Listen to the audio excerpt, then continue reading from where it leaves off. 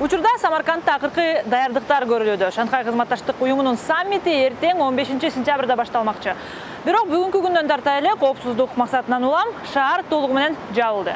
Өзбекстандын полиция кызматкерлери блокпостторду коюп, транзиттик транспорттук каражаттар үчүн айланма жолдор уюштурулган. Атайын тиркеме аркылуу айдоочулар QR коду бар флайерлерди колдонуп, өзүнчө каттамдар менен жүрүп жатышат.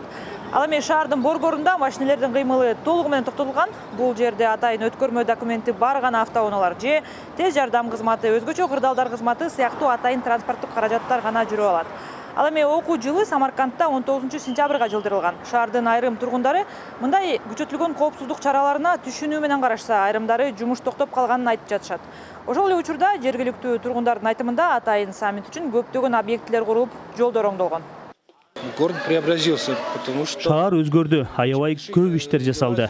Атайын Шуку Симити үчүн туристтик шаарча курулду Самарканда. Самарканд Сити, если вы были, вообще класс стал, очень хороший. Сонун болуп калды, шаар кооз болуп калды. Базарда элдер жок, анткени элдер бүгүн дем алыш деп ойлоп калышты. Болбосо бул жерде дайыма киши көп. Большой рынок закрыт. Наверное, из 10 стран, да, вот как приезжают, то гостей вот приезжают, президенты приезжают. Онго жакын өлкөлөрдөн коноктор келип атышат. Ошого байланыштуу шаарда тартипти катуу карап жатышат. Здесь вот местное как правительство вот.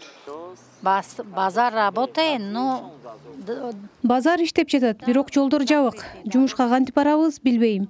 Эс алат окшойбуз. не знаю, наверное, не придем. Мне завтра надо утром уезжать на такси в Бухару, а я вот не знаю как. Мен эртең такси менен Бухарага кетишим керек. Бирок кантип кетеримди билбей жатам. Өзүм мейманканада жашайм. Эртең жолдор жабылып, Яндекс такси иштебейт. Эч нерсе иштебейт деп жатышат. Ничего не работает. Ал эми саммиттин программасына келсек, Шанхай кызматташтык уюмуна жаңы мамлекеттер ар кандай макам менен кошулуусу күтүлүүдө. Бирок ушул күндөрдө кол коюла турган эң маанилүү документ бул Кытай, Кыргызстан, Өзбекстан темир жолу боюнча келишим. Жергиликтүү уюштуруучулардын айтымында бул документ боюнча сүйлөшүүлөр дагы деле уланып жатат. Эгерде тараптар бир пикирге келишсе, жума күнү Си Цзиньпин, Шавкат Мирзиёев жана Садыр Жапаров келишимге кол коюшат. Негизи бул Кытайдын мамлекет башчысынын пандемиядан кийинки биринчи иш сапары. Си Цзиньпин саякатын Борбор Азиядан, так айтканда Казакстандан баштады.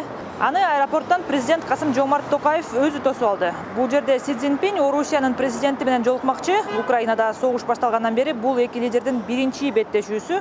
Дагы бир маанилүү жолугушуу Армения менен Азербайжандын ортосундагы кырдаалдын татаалдашып жаткан учурда бул жерге Никола Пашинян менен Илхам Алиев келмекчи. Ошол эле учурда жыйынга Садыр Жапаров менен Эмомали Рахмондун катышаары күтүлүүдө. Бүгүн 14 сентябрда Кыргызстан менен Тажикстандын ортосунда ок атышуудан улам эки президенттин дагы талкуулай турган маселелери арбын